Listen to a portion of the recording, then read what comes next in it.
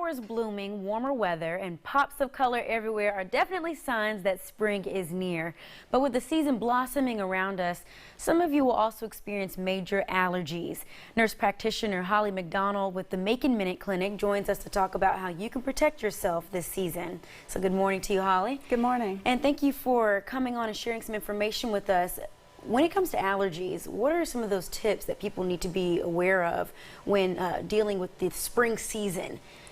Well, the biggest tip we give is to actually avoid the allergens, but that's a little difficult when it's so beautiful outside and people want to get out there. You want to go outside. You can't be in the house. Right. So second best is when you get home, take your change your clothes as soon as possible. Get those pollen-covered clothes off. Leave your shoes outside so that you don't track pollen through the house.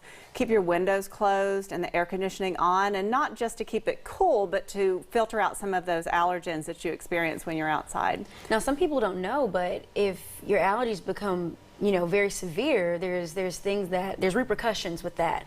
So can you talk about some of those repercussions? Sure. Yeah, I always advise people to really stay on top of their allergies and their symptomatic control, not just so that they won't be miserable, but if you have comorbid conditions like asthma, chronic obstructive pulmonary disease, it really can exacerbate those conditions or make them significantly worse.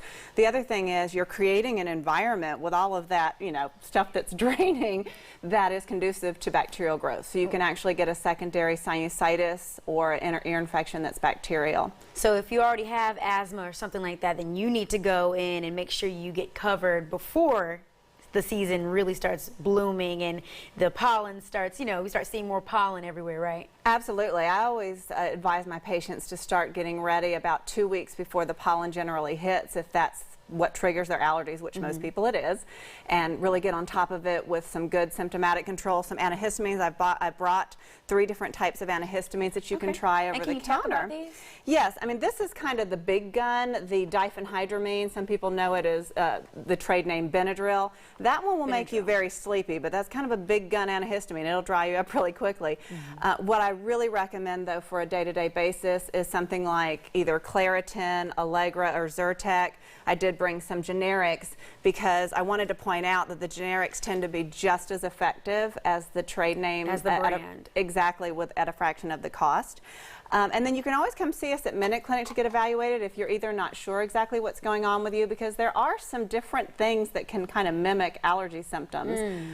So come see us, we can evaluate you, and if these are not enough to control your allergies, we can actually prescribe medications for your allergies and give up to 2 refills. We're open 7 days a week and take most insurances, so come and see us. So you've seen a lot of people so far? Absolutely. And we actually see allergies all year round in Georgia because of the different things that tend to bloom, but this is just the peak of the season, or we're starting the peak of the season now in the spring. All right. Well, thank you so much, Holly, for sharing all this with us. Sure. Thanks for having me. All right. And for more tips, you can check out the Minute Clinic online. That's www.cvs.com/Minute Clinic.